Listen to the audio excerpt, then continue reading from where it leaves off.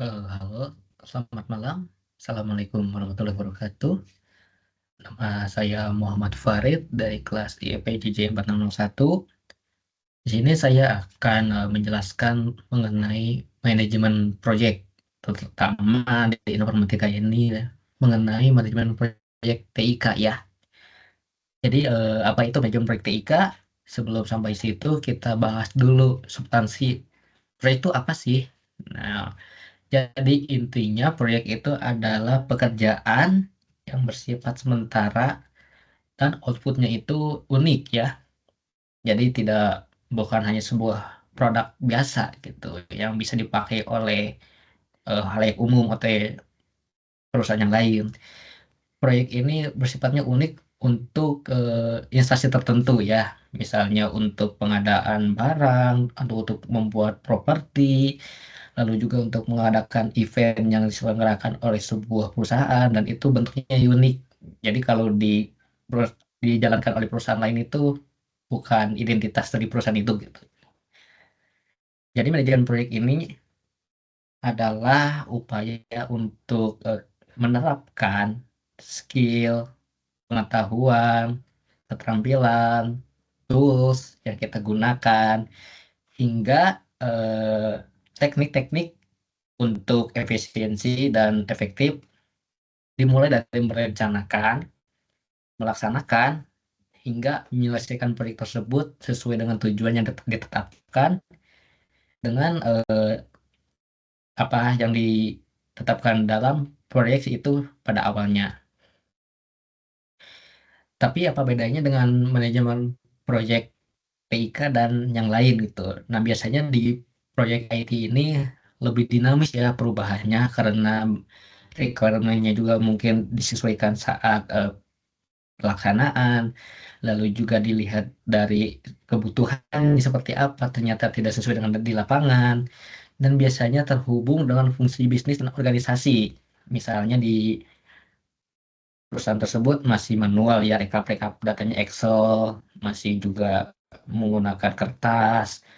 Nah, biasanya untuk ada proyek IT mengubah proses-proses tersebut menjadi digitalized.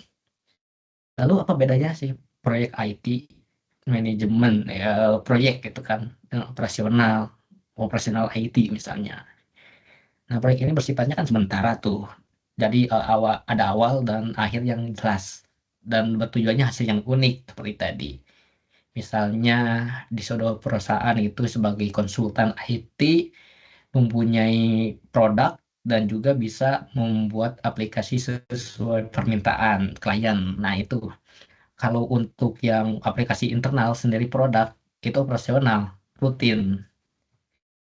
Operasional itu karakteristiknya adalah berkelanjutan, terus juga rutin dan jadwalnya yang lebih konstan dan stabil.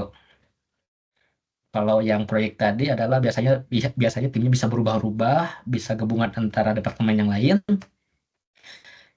waktunya juga intensif dan terbatas. Lalu ada jenis-jenis manajemen proyek. Yang pertama itu fungsional.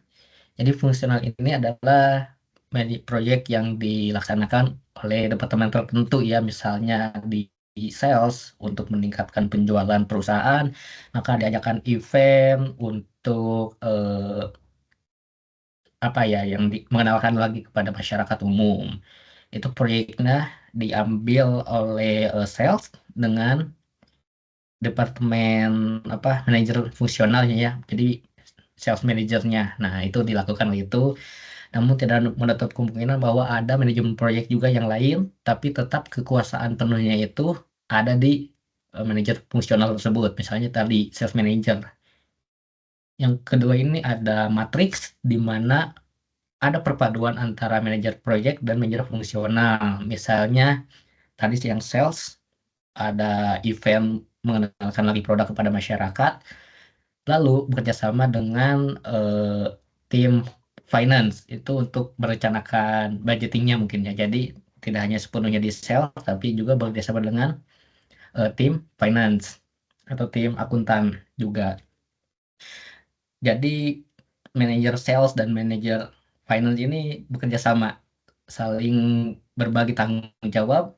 Jadi ada yang matriksnya lemah, itu kontribusinya mungkin tidak terlalu kuat dan ada juga yang kuat. Yang ketiga ada proyek tes ya. Jadi ini sepenuhnya itu terpisah dari departemennya yang tadi. Kalau fungsional itu departemennya masing-masing, matriks itu gabungan dan proyek tes ini memang khusus dibuat untuk proyek tersebut. Misalnya tadi ada event ini melibatkan banyak orang. Nah, kalau proyek tes ini mungkin seperti dari departemen IT ambil berapa orang, departemen sales berapa orang, dari finance berapa orang, dan itu sepenuhnya di bawah kekuasaan manajer manajer proyek yang didelegasikan. Jadi beda lagi dengan departemen fungsional yang tadi. Lalu proses-prosesnya itu yang pertama ada inisiasi untuk menetapkan tujuan dan juga melaksanakan studi kelayakan. Kita bedah dulu apa masalahnya, lalu apa tujuannya, berapa lama yang diharapkan waktunya bisa diselesaikan. Yang kedua, mungkin ketika sudah deal, proyek tersebut bisa dilaksanakan, maka project manager akan merencanakan jadwal-jadwalnya. Seperti apa kebutuhannya yang harus kita persiapkan, berapa waktunya, estimasi biayanya, berapa sumber daya manusianya, lalu kebutuhan-kebutuhan yang lain dipersiapkan di situ. Yang ketiga adalah pelaksanaan. Untuk di sini konteksnya IoT, misalnya project coding ya aplikasi gitu. Nah, lalu implementasi coding. Yang keempat itu ada pengawasan.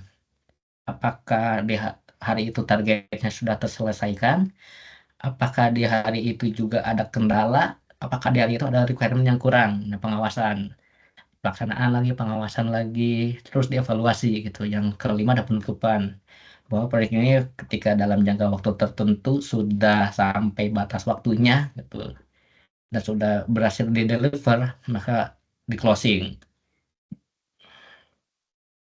Nah, kalau penasaran dengan project manager, mungkin ada beberapa sertifikasi yang bisa diambil.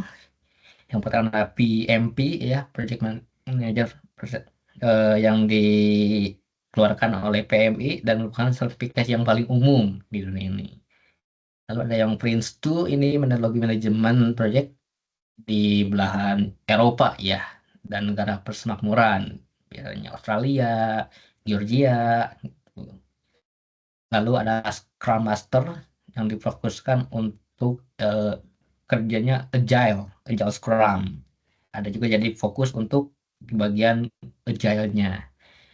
Yang keempat ada CAPM, ini menunjukkan pemahaman dasar tentang manajemen proyek juga sama seperti PMP. Yang kelima ada CMP juga ya. Sama ini adalah mencakup manajemen proyek mulai dari tingkat dasar dan lanjut ya. Lalu apa sih tools yang bisa kita gunakan kalau menjadi project manager untuk melaksanakan project ini? Biasanya di TIK itu ada namanya Jira ya, yang memungkinkan kita ini merencanakan, melacak, dan mengelola proyek pada fokus kolaborasi dan fleksibilitas. Hari ini siapa yang ngerjainnya, apa isinya siapa, progresnya sedang dilaksanakan atau belum, atau udah selesai. Nah, itu bisa pakai Jira. Yang kedua ada Microsoft Project, ini dikembangkan oleh Microsoft dan sama seperti Jira juga untuk merencanakan dan mengelola proyek. Tapi di sini biasanya dengan tipenya itu Gantt chart. Nah, ini contohnya ya, ilustrasinya. Yang ketiga nih ada Asana.